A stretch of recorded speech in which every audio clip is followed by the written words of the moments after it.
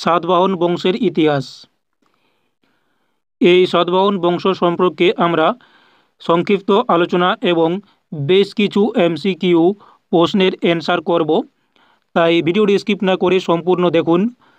তো এই সাতবাহন বংশের প্রতিষ্ঠাতা হচ্ছে সিমুক এবং শ্রেষ্ঠ শাসক গৌতমীপুত্র সাতকর্ণী। এদের রাজধানী হচ্ছে প্রতিষ্ঠাননগর বা পৈঠান। এদের ধর্ম ব্রাহ্মণ্য ও বৌদ্ধ। সাতবাহনদের স্থাপত্য অজন্তা গুহার প্রাথমিক নির্মাণ এই সাতবাহনদের সময় হয়। তো এই সাতবাহনদের সম্পর্কে আমরা সংক্ষিপ্ত ডিটেলসে জানব। তো এই সাতবাহনরা ভারতীয় উপমহাদেশে মৌর্য সাম্রাজ্যের পতনের পরবর্তী সময়কাল ছিল রাজনৈতিক বিশৃঙ্খলা ও আঞ্চলিক ক্ষমতার দ্বন্দ্বে পরিপূর্ণ। এই সময়েই দক্ষিণ ও মধ্য ভারতে আত্মপ্রকাশ করে একটি শক্তিশালী রাজবংশ সাতবাহন বংশ, যাদের অপর একটি পরিচিতি নাম অন্ধ্র বংশ।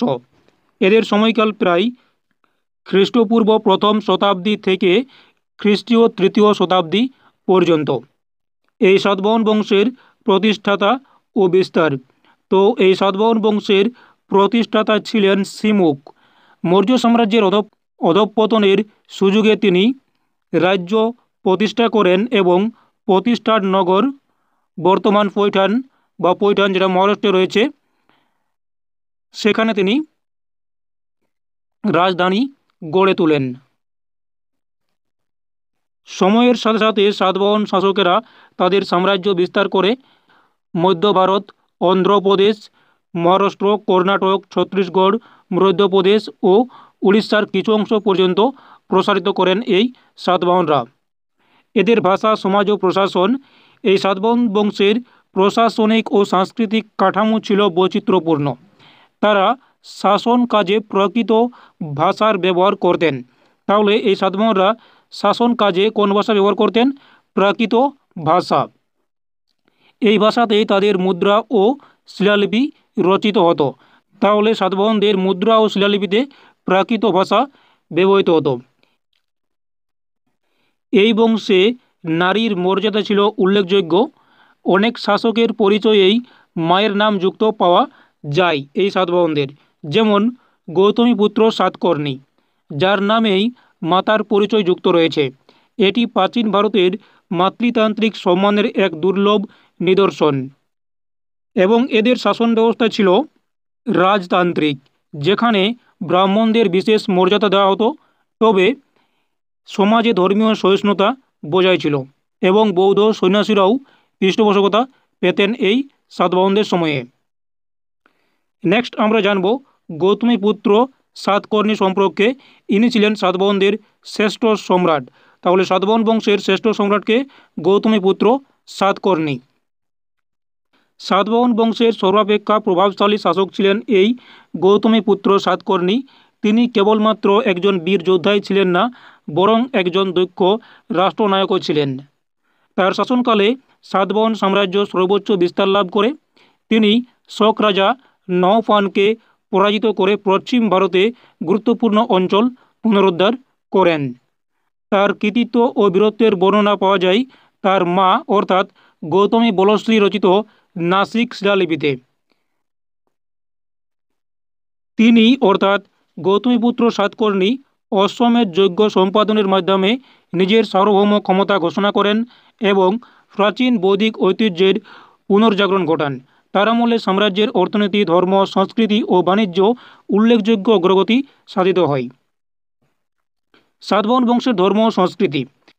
সাতবাহনরা মূলত ব্রাহ্মণ্য ধর্মে বিশ্বাসী হলেও বৌদ্ধ ধর্মের প্রতি গভীর সহানুভূতি ও পৃষ্ঠপোষকতা প্রদর্শন করতেন। তাদের অনুদানে অনেক বৌদ্ধ বিহার ও গুহা মন্দির নির্মিত হয়। বিশেষত অজন্তা গুহার প্রাথমিক কিছু নির্মাণ সাতবাহনদের আমলে সম্পন্ন হয়। তারা যজ্ঞ, দান, ধর্মীয় স্থাপত্য এবং শিক্ষা প্রসারের ভূমিকা রাখেন। এই সময়ে অর্থাৎ সাতবাহনদের সময়ে শিল্পকলায় বৌদ্ধ ধর্মীয় বিষয়বস্তু মানবীয় অনুভূতি এবং সূক্ষ্মতা প্রকাশ পায়।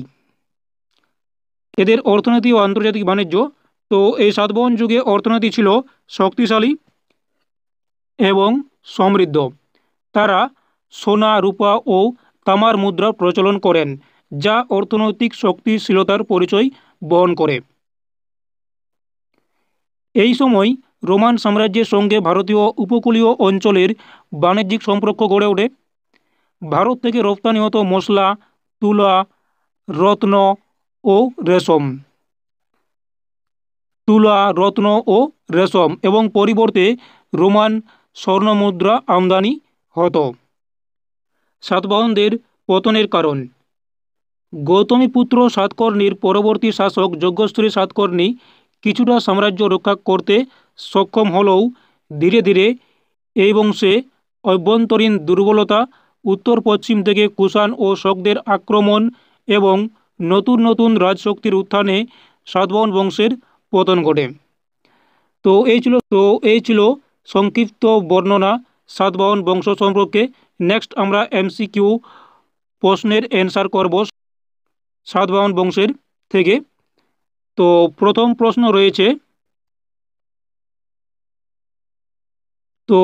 প্রশ্ন রয়েছে সাতবাহন বংশের প্রতিষ্ঠাতা কে?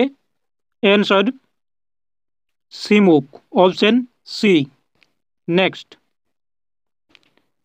সাতবাহনদের রাজধানী কোনটি ছিল? অ্যান্সার পৈঠান বা প্রতিষ্ঠান।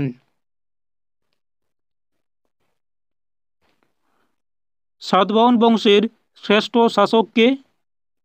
Answer option B, Gautamiputra Satakarni.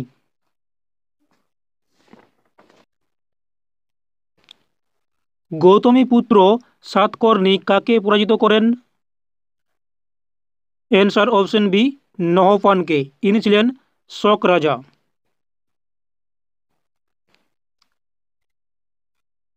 সাতবাহনদের সঙ্গে রোমানদের সম্পর্ক ছিল কোন খাতে?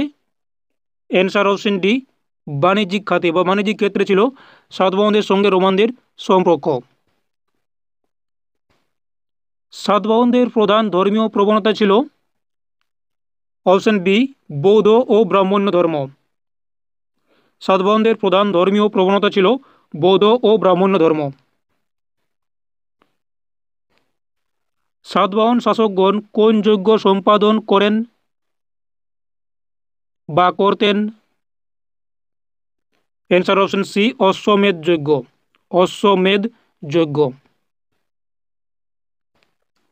গৌতমীপুত্র সাতকর্ণী কোন ভাষায় শিলালিপি রচনা করতেন? অ্যান্সার অপশন সি, প্রাকৃত ভাষায়। প্রাকৃত ভাষায়।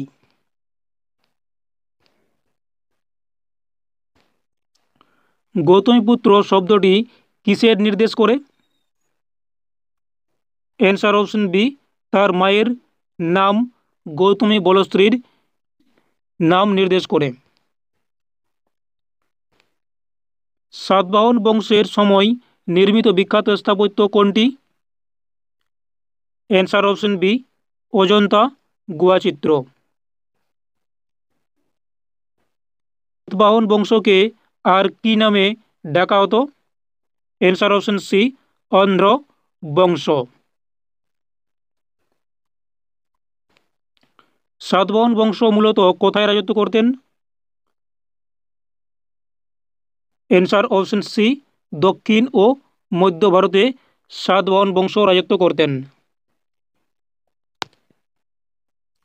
নিচের কোন শাসক সাতবাহন বংশের শেষ শক্তিশালী শাসক ছিলেন? Answer option B, Yajnashri Satakarni. Gautamiputra সাতকর্ণীর প্রতিদ্বন্দ্বী কে ছিলেন? Answer option C, Nahapana, Shaka রাজা নহপান।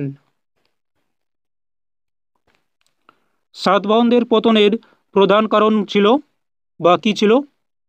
অ্যান্সার অপশন সি, অভ্যন্তরীণ দুর্বলতা ও বাইরের আক্রমণ।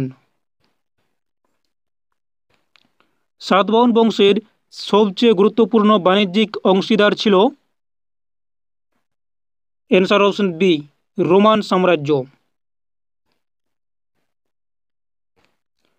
সাতবাহন শাসকদের মুদ্রা কোন ধাতুর তৈরি? অপশন সি সোনা, রূপা ও তামা। সাতবাহনদের রাজ্য বিস্তার হয়েছিল?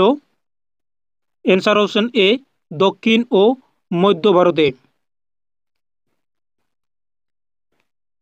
সাতবাহনদের সময় কোন ধর্মীয় গুহা নির্মাণ শুরু হয়? অ্যান্সার অপশন সি অজন্তা গুহা। সাতবাহন রাজারা প্রধানত কোন ধর্মে উৎসাহ দিতেন? বৌদ্ধ ধর্ম। Option B. নিচের কোন শাসক অশ্বমেধ যজ্ঞ করেছিলেন? Answer option A Gautamiputra Satakarni. Satavahana রাজারা কোন শৈলীর মুদ্রা তৈরি করতেন? ভারতীয় শৈলী। Option C. সাতবাহন বংশ শুরুর সময় ভারতে রাজনৈতিক অবস্থা কেমন ছিল? অ্যান্সার অপশন বি সাতবাহন বংশ শুরুর সময় ভারতে মৌর্য শাসনের পতন ঘটে।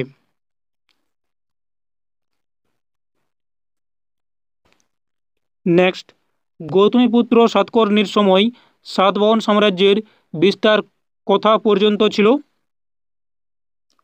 অপশন বি কর্ণাটক থেকে মালব পর্যন্ত।